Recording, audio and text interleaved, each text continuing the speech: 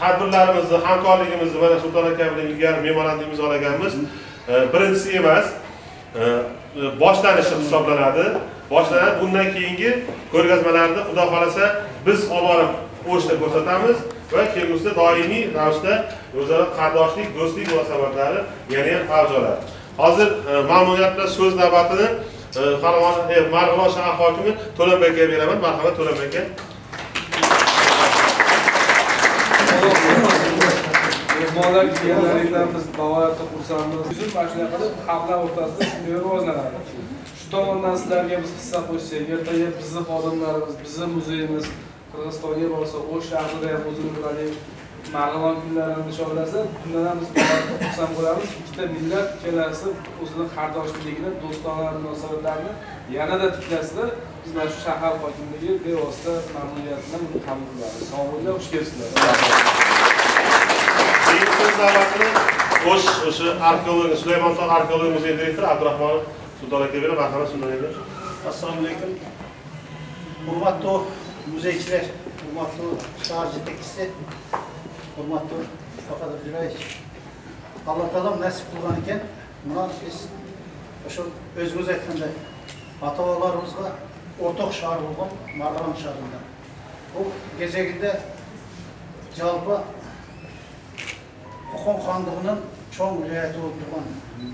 Bu yerda qancha xonzodalardan, qancha beylerdan, qancha hukmdorlardan qadam izlari qolgan tarixiy joyda shunday ko'rgazmamizni ochib ketganimizga bizlar quvonchlidirmiz. Hozir ko'rgazmaning ostida bu vaqtli ko'rgazma. Bu daimiy sizlarga tura turgan Sulaymantog'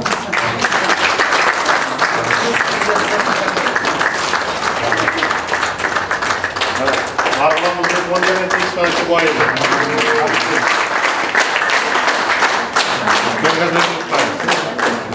Biz Ferg'ona oblastlik muzeyine demek emas.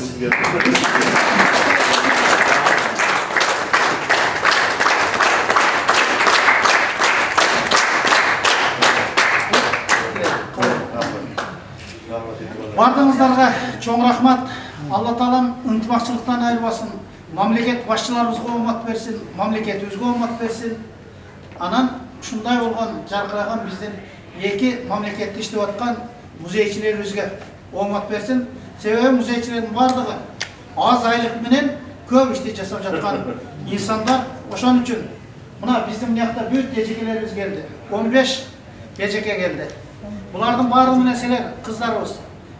Tanışsanızlar, baylanışsanızlar, kaysı malda olsa bizden kucağımız açık, eşiğimiz açık. Bu da kalasa toz balçığa değerimiz. Tamam.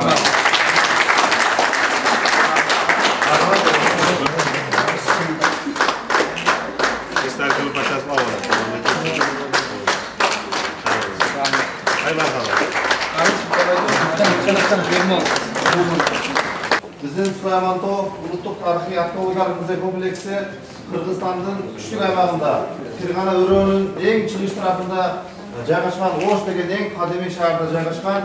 Bizning muzeyimiz 1949-yilda uyushilib, bugungi kungacha eng yuqori darajaga yetdi. Bu Uluttuk degan milliy degan nomda olgan.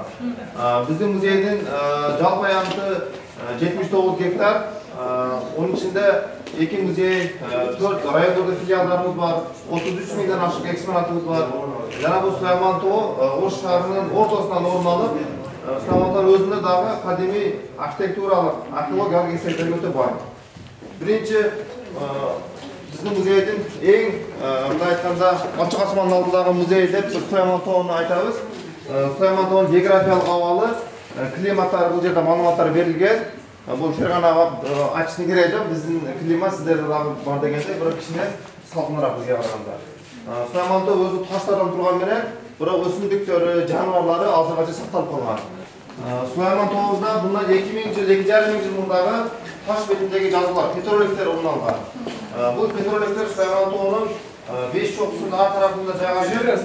Eng qadimiylari chiqish tarafida joylashgan. Bizde böyle var, Zardüştürk depoda, o'sha din vakilleri bo'lganlikdan, ular kunni chiqishi bitta olganda, kunni chiqishi bitta, mana kunni belgilari turadi. Jilan, to'y echkilari, tarafdorlar bardigi zardo'shlikdagi eng yirik hisoblangan elementlar bo'lib hisoblanadi. Assalomu alaykum aziz mehmonlar. Marg'ilon shahar tarixi muzeyiga xush kelibsizlar. Ko'rgazmalaringizni ko'rdik, ekskursiyalarni eshitdik. Endi bizning muzeyimiz haqida ham qisqacha ma'lumot beraman. Muzeyimiz 2007-yil 7-sentyabrda qaytadan tashkil topgan ikkita muzey negizida. Unga qadar Oxun Muborak Memorial muzeyi sifatida faoliyat ko'rsatgan. Hozirgi kunda shahar tarixi, shahar va shahar atrofidagi hududlar tarixi haqida hikoya qilamiz. Sizlar turgan zal arxeologiya zali. Arxeologiya zalimizda o'sha Marg'ilon shahriga yaqin bo'lgan hududlar, masalan, Farg'ona viloyatining So'x tumanidagi Seling'ur g'oridan, Oltiariq tumanining Qapchig'ay tog' tizmalaridan topilgan o'sha qadimgi tosh qurollar ko'rgazmaga namoyishga qo'yilgan.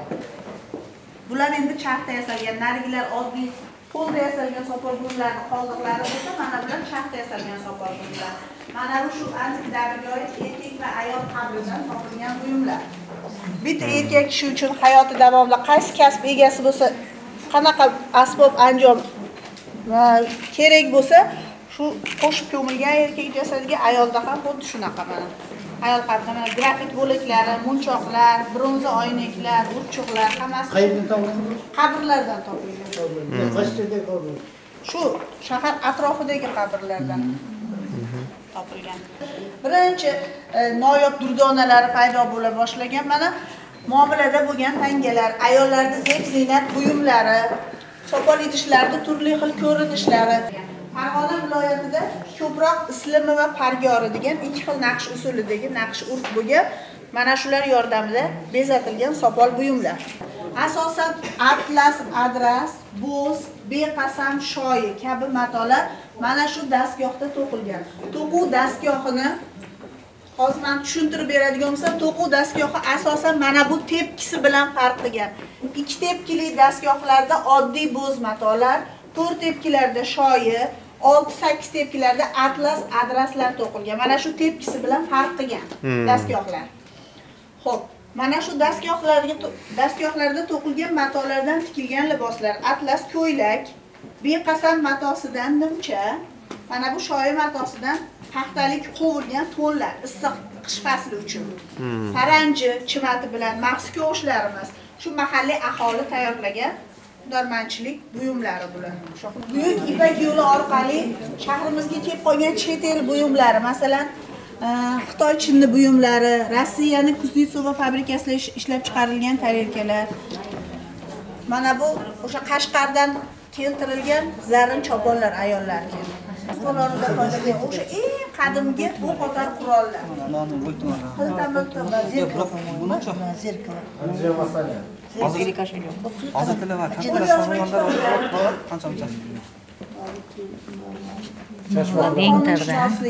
Aqida ilmiga oid bo'lgan qo'l yozma kitoblar. Ayollar zeb ziynat buyumlari. Soch popuklar, yon tumorlar, mana bular zebigardonlar, kamarlar, sirg'alar, mana munchoqlar. Marg'ilon nomli teploxod maketi 1968-yilda Polshaning Gdansk degan shaharda kemasozlik ustaxonasida yasalgan. Nomi Marg'ilon. Marg'ilonga kelganda. Yo'q, Sovet ittifoqining buyurtmasiga asosan qilingan. Bizning shahrimiz o'sha paytda sobiq Sovet ittifoqi bo'yicha 40-o'rinda bo'lgani uchun rivojlanish bo'yicha shu bizning shahrimizning nomi berilgan. Kema ekipaji Marg'ilonliklar kema haqida taassurot hosil qilsin deb Marg'ilonga mehmon bo'lib kelishayotganda o'sha maketni yasab kelishgan, muzeyga topshirishgan. Keyin Marg'ilonlik rahbarlar ham kemaga borib mehmon bo'lib kelishgan bir necha bor. Odessa portiga propiska qilingan bo'lgan. Qaysi yilda bu? 1968-yilda yasalgan. Lekin Sovet ittifoqi tarqalib ketgandan keyin bu kemani suzish muddati bo'lar ekan, muddati tugagan. Muddati tugab, hozir ayni paytda bu kema metallomga topshirilgan. Juda katta bo'lgan ekan-a? Katta bo'lgan. Suxoy gruz. Dunyo okeanlari bo'yicha suzgan. Kubada tushgan rasmlari ham bor. Kubaga yuk tashigan nimalar.